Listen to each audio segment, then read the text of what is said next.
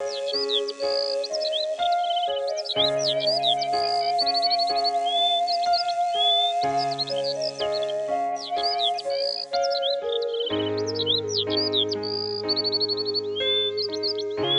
đa nành xí nụ xí long thiên mong gong chủ. Giờ bê mong y ra đa nành bộ tê dự thả thiết bia lò. Ra đa nành nó tư mô sầu chê thiên dự chìa. Trở học phong đợi đa nành phọc y nhau trở xuống y chê chô bùa xa chỗ trò lợ.